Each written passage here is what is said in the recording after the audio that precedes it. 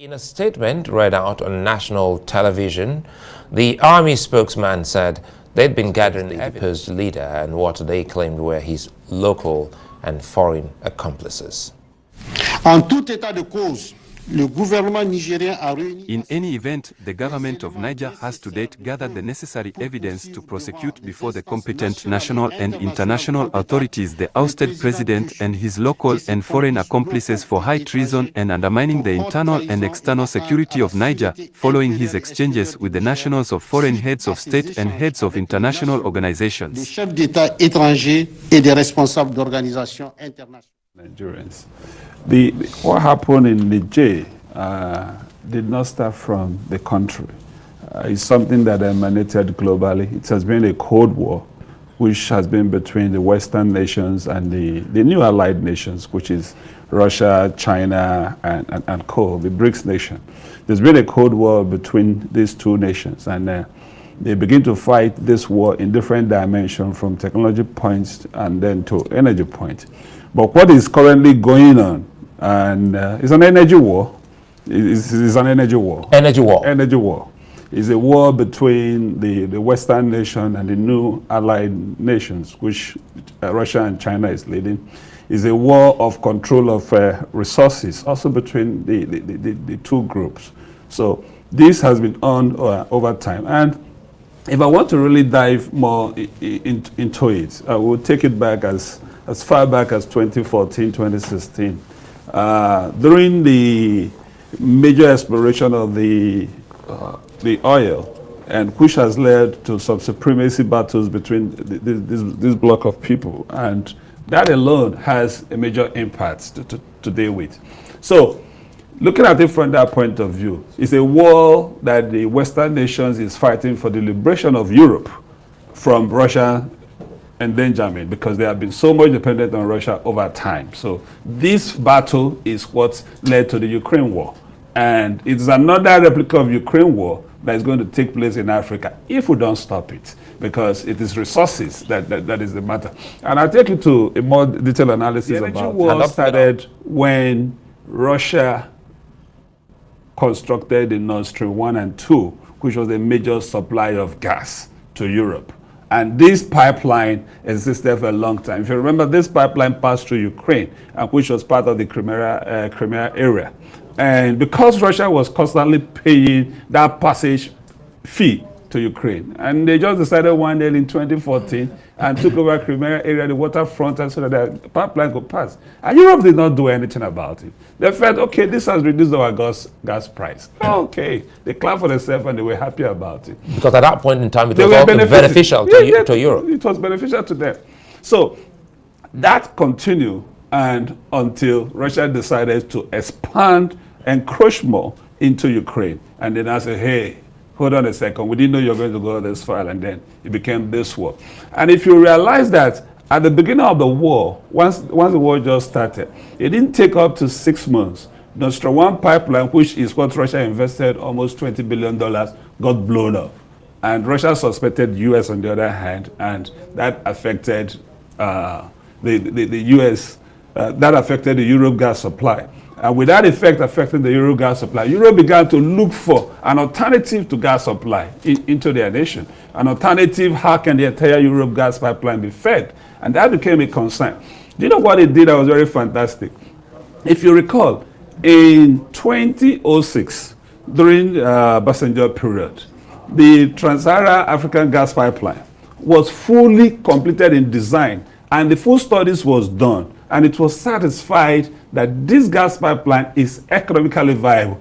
2006, that certification was done. It was done on September 2006. The final, I have a report of that. I read through it a little bit, and I understand what was contained in that.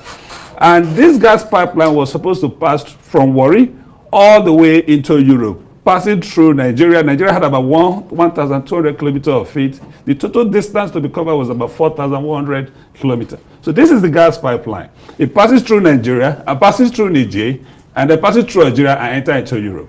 So before this war, this project was dead. Before Ukraine war, this project was dead. Ukraine war started, the Europe came and built a relationship among these three countries, Nigeria, Niger and Nigeria. And they came back to reactivate these contracts. They came back to reactivate this contract in July 2022. The three ministers of an event, when they signed that, and then Russia now said, okay, where's this gas line going to pass through? It's going to pass through Niger. No, we have to stop it. We just have to stop it. And Russia has laid this plan over time. It's not something new.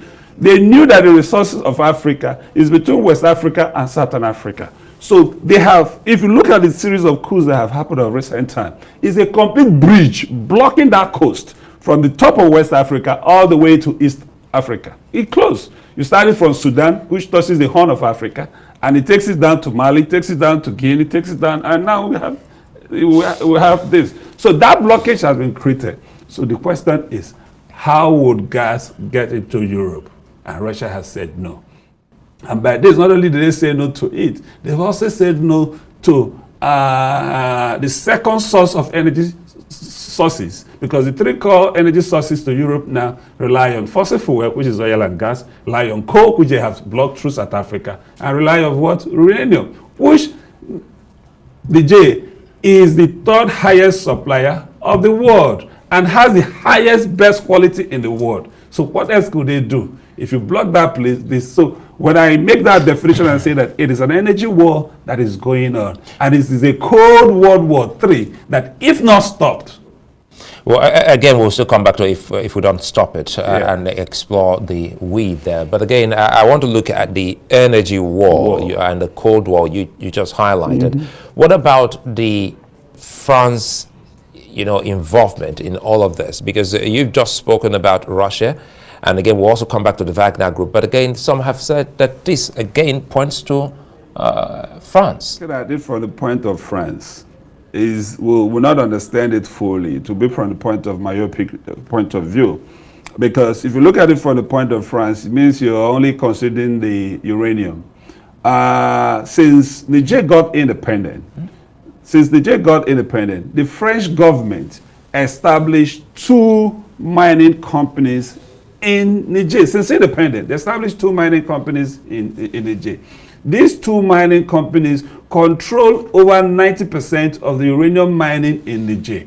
And these 2 companies is owned by a company called Orano. Orano is a French government-owned company who owns 60 and above % of these 2 companies. So the mining of uranium automatically goes to France. And that's why you hear this general saying that for every 3 bulbs that is lighted, that is on in France, that 1 is coming from the uranium from Niger. So looking at it from the point of France will be very myopic because it goes beyond France. It's the same establishment of the war in Ukraine that is going to happen in West Africa, in this sub-region. Because the war going on in Ukraine, the two blocks, the Western bloc and the New Allied bloc are testing their powers there. So a new venues is about to be created, which is Niger. And you're thinking about, nobody should look at it as just saying, because the 5 countries that are under military rule has made a pronouncement. If you try this, we are part of it. And understand that most of these coups that happen in these 5 countries were carried out by mercenaries, contractors, military contractors. They were not done by these military people you see holding them. Tactfully executed by a military contractor. Who controls the military contractors of the world? We know about that, Russia, such as the Wagner Group and others. So it's far beyond the Agadez. And all the major highways in the entire country leads to that region called Agadez. Every other road outside going to Agadez is a bad road.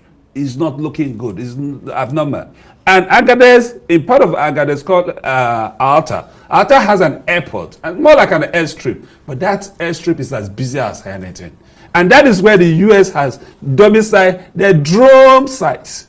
And what is that drone monitoring? So you will look at it that how could the French company be excavating uranium and the US company is the one providing military coverage, and you tell me it's only them that benefit from that? No, it doesn't work that way. So what's the place of the United States in this? Because the United States has been speaking about the coup in Niger. The United States has a military base. My last check, that military base has uniformed military officers, about 1,001, domicile inside there. And they are where? Located in Agadez, where this solid mineral called uranium is located. So you can feel this, you can feel the interest. And if you have 1,001 military officers that are domiciled there, and you converted it to a drone base, and the non-military people, we don't even have the statistics to say, there may be up to 2,000 there that are there. So it is a drone control base for the U.S. Army, for the U.S. military across West Africa. So why would they be there if they don't have an ally with France? It is that relationship with France that put them together. But, and you know they are partners but in again, trade. for Africans, Africa will be treated as a beautiful bride. You have two suitors. Before, we only have the Western world. Whatever aid they offer, we take it or otherwise. They offer the aid with the left hand, take small resources with the right hand. Now, we are having two suitors. And this is saying this, this is saying this. This is time for the African leader to sit back and reevaluate. And the conditions... Do you think anyone is saying anything? It looks like everyone is just saying, get out of Niger. And but it looks like, again, no one is saying, be in charge of your natural resource. But that should be the focus. And that's what I want Africa... And that is why I want us to go back to AU, which is the overall body of the continent. How can they truly help harness the potential of our natural resources? Okay. Cobalt is the major cause of the strife in Congo.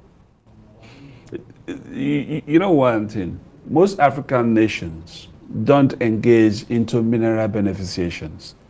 They just take it, sell it as it is. You can quote this, put it on record and check it. Even the uranium that has been taken out of Niger is only 5.5% that is paid back to the government of the total value of that. So how do you want it? And these new people that orchestrated this coup is saying, enough of this. Instead of we getting this 5%, we want to own everything, we decide what we'll give you. This is part of their grudges. And what I need African leaders to think about is how can we do enough mineral beneficiation? Take a typical example, lithium, which is the whole dependent of solar, is on lithium. Solar storage systems and everything. The electric cars that we drive and we mention about, without lithium, it can't function. And that mineral, even as we speak in Nigeria, we have over 27 commercial deposits that are viable in Nigeria. It's just a little bit. So what an African leader should do is how to take ownership of this mineral resources. I just gave you an example. The one in Nigeria we are talking about. The two French companies has been it from independence. And their parent company, Orano, is state enterprise, state government. It is the French government that owns it. And so who is doing that mining? It's not just a French company, it is the government. And the condition the French nations in Africa got their independence is questionable. It's really questionable. And it's that condition where you have independence, but you're still under slavery. Think about where your foreign reserve is domiciled and you borrow against your foreign reserve. Those conditions are not. But what is important and interesting for us to do is how will this change? These young leaders, anybody approaching them and say, hey, hand over to this, no, understand their grudges. Sit them down and interview with them. Why did you do this? Where are your pains coming from? If you take a statistics of them, all of them that executed this coup is between, the date of birth is from 1973 to 1983 or 93. Sir. Doesn't also this also so worry you that this is not the first time we've seen military incursion in some African countries, and sometimes they go ahead to metamorphose into a democratic government, and they stay put in power without also fixing what should be fixed in those countries. It's all about the mentality, though. If these people are sincere and real, most times, it's just like the current government we have. They are busy fighting for credibility, for acceptance in the Western world. So they are about to teach towards them. That is not called for. Call a spade a spade. What do I have to please Western world? I'm a country, an independent country of my own, and I'm a president. So, but what is important for us to pay attention to is how do African leaders take possession of their natural resources? Because this war is resource control. We shouldn't allow two blocks to convert Africa into a battlefield because of resource control. The Western world and the new allied nations. And that's so identified, again, that's so identified what should be the solution to bringing about some form of calm in Nigeria and the West African bloc? Okay. This is the fifth coup happening across this bloc. And Sudan has this war going on. if African Union and the West African regional body wants to intervene in this through ECOWAS, they should, for me, is invite these people that executed this coup. Sit them down. We're not fighting you. You're a citizen of that country. You're entitled to the leadership of the country. It's your rights. How you got it is what we are questioning. But, okay, why did you do this? We all have kids, though. When they act and behave somehow and throw their tantrum, sometimes we'll sit there and call them back and say, why did you behave like this? You're not supposed to. Why? So if you want to provide leadership, ask that question. When you ask that question, you can say, no, it's not good. Okay, how long can we plan your exit for you? Let's globally, democracy is the accepted rulership style. How do we plan a democratic system, an exit strategy for this? Where, okay, in 6 months or in 3 months, we set an election timetable. But their grievances must be addressed. When you think you can suppress these things, it's just like Nigeria, we try to suppress NSAS. It's still building. It will still explode. Mostly the hunger that we have in town now. It will still explode. So that suppression should not be allowed to. You have to hear them out and then provide solution. And the solution is very easy. Hey, you all that cause yourself big giant that is fighting for the resources. We need the resources to be done in this place. You know what, France, if you're interested in getting more uranium, we need a power plant. These people cannot remain in darkness. They cannot remain in darkness. It's just, are they as foolish as ourselves, where we have our crude being exploited and exported to the other countries in the name of what? IOCs?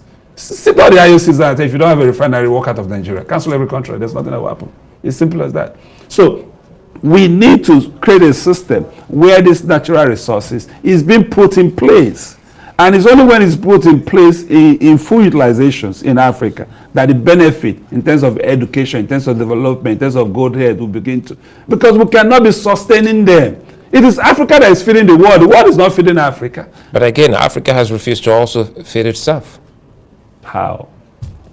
So, because if you look at those who also plunder these resources, the Africans who also collude and plunder these resources, you live in Nigeria, we've seen what people do, the kind of devastation and thievery happening in Niger Delta and so many of these places, and even in the backyards of Taraba. These are Nigerians, so, involved. So how can Africa and Africans sit down and realize that now is the time to develop the continent? Okay, see.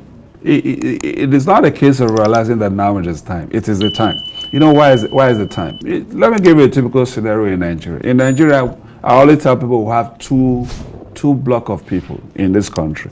We have the post-independence and the pre-independence. We have the post-civil war and the pre-civil war. The two mentalities are not the same. You see this new generation that are involved in this coup, they are upright. It's like leadership. Because you are still dealing with these post-independence people who the colonial masters has made them to lose their moral rights, has made them to lose their integrity. They have nothing. Remember who we are is about our society. It's about the environment we grew up and what surrounds us. That's what made us. These people grew up with these mentalities of the colonization.